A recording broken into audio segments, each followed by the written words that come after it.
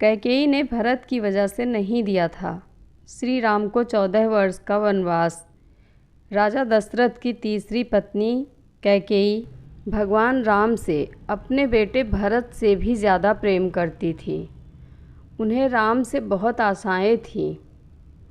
जब कैकेयी ने भगवान राम से 14 वर्षों का वनवास मांगा था, तब सबसे ज़्यादा भरत हैरान हुए थे, क्योंकि वह जानते थे कि माता राम से कितना प्रेम करती हैं। लेकिन आपको जानकर हैरानी होगी कि देवताओं ने कैकेयी से यह काम करवाया था। इसके पीछे एक रोचक कथा है।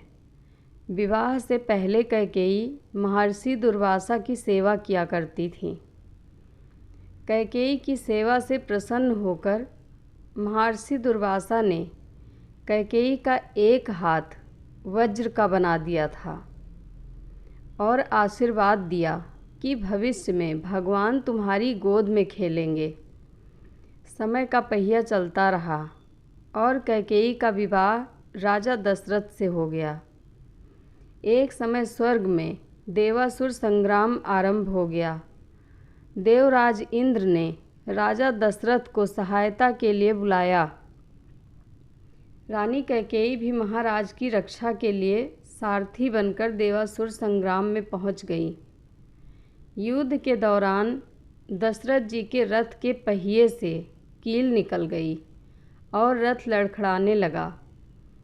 ऐसे में कैकेयी ने कील की जगह अपनी उंगली लगा दी और महाराज की जान बचा ली।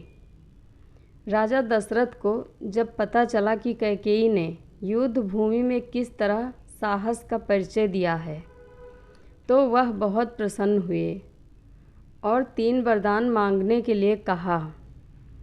कैकेयी ने उस समय प्रेमवश यह कह दिया कि इसकी ज़रूरत नहीं है, अगर कभी ज़रूरत होगी तो मांग लूँगी। कैकेयी ने राजा दशरथ को इसी वरदान के जाल में फांस लिया और राम के लिए 14 वर्ष का वनवास मांग लिया। लेकिन 14 वर्ष के लिए वनवास क्यों मांगा, इसके पीछे कई राज हैं। कैकेयी ने 14 वर्ष का वनवास मांगकर यह समझाया कि अगर व्यक्ति युवावस्था में 14 यानी 5 ज्ञानेंद्रियों कान, नाक, आँख, जीभ, त्वचा, 5 कामेंद्रियाँ वाक्, पाणि, पाद, पायु, उपस्थ तथा मन, बुद्धि, चित्त और अहंकार को वनवास एकांत आत्म के वश में रखेगा, तभी अपने अंदर के घमंड और रावण को मार पाएगा। दूसरी बात यह थी कि रावण की आयु में केवल 14 ही वर्ष शेष थे। प्रश्न उठता है कि यह बात कैकेयी कैसे जानती थी। ये घटना घट तो रही थी अयोध्या में, लेकिन योजना देवलोक की थी। कोप भवन में कोप का नाटक हुआ था। कैकेयी को राम पर भरोसा था, लेकिन दशरथ को नहीं था। इसलिए उन्होंने पुत्र मोह में अपने प्राण गंवा दिए और कैकेयी हर जगह बदनाम हो गई। सरस्वती ने मंथरा की मति में अपनी योजना डाल दी। उसने कैकेयी को वही सब सुनवाया, समझाया और कहने को उकसाया जो सरस्वती जी करवाना चाहती थी। इसके सूत्रधार स्वयं श्री राम थे।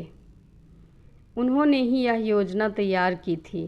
माता कैकेयी यथार्थ जानती हैं। जो नारी युद्ध भूमि में दशरथ के प्राण बचाने के लिए अपना हाथ रथ के धुरे में लगा सकती हैं, रथ संचालन की कला में दक्ष हैं, वह राजनैतिक परिस्थितियों से अनजान कैसे रह सकती हैं। कैकेयी चाहती थी कि मेरे राम का पावन यश 14 भुवनों में फैल जाए, और यह बिना तप और बिन रावण वध के संभव नहीं था। कैकेयी जानती थी कि अगर राम अयोध्या के राजा बन जाते तो रावण का वध नहीं कर पाएंगे। इसके लिए वन में तप जरूरी थी। कैकेयी चाहती थी कि राम केवल अयोध्या के ही सम्राट न बनकर रह जाएं, यह विश्व के समस्त प्राणियों के हृदयों में सम्राट भी बने। उसके लिए राम को अपनी साधित शोधित इंद्रियों तथा अंतःकरण को तप के द्वारा तदर्थ सिद्ध करना होगा।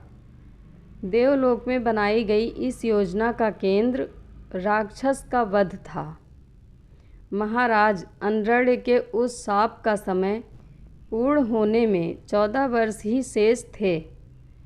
जो शाप उन्होंने रावण को दिया था कि मेरे वंश का राजकुमार तेरा वध करेगा, जिससे भगवान राम ने रावण का वध किया और देवलोक की योजना पूरी की। रामायण और महाभारत दोनों में ही 14 वर्ष वनवास की बात हुई है। रामायण में भगवान राम को 14 वर्ष का वनवास भोगना पड़ा था, जबकि महाभारत में पांडवों को 13 वर्ष का वनवास और 1 वर्ष अज्ञातवास में गुजारना पड़ा। दरअसल इसके पीछे ग्रह गोचर भी मानते हैं। उन दिनों मनुष्य की आयु आज के ज़माने से काफ़ी ज़्यादा होती थी, इसलिए ग्रहों की दशावधि भी ज़्यादा होती थी। शनि चालीसा में लिखा है, राज मिलत बन राम ही दीन्हा, कह केहूँ की मति हर लीन्हा। यानी शनि की दशा के कारण कैकेयी की मति मारी गई और भगवान राम को शनि के समयावधि में वन वन भटकना पड़ा। और उसी समय रावण पर भी शनि की दशा आई और वह राम के हाथों मारा गया। यानी शनि ने अपनी दशा में एक को कीर्ति दिलाई तो दूसरे को मुक्ति। जय श्री राम। कथा अच्छी लगे तो कमेंट बॉक्स में अपनी राय ज़रूर दें।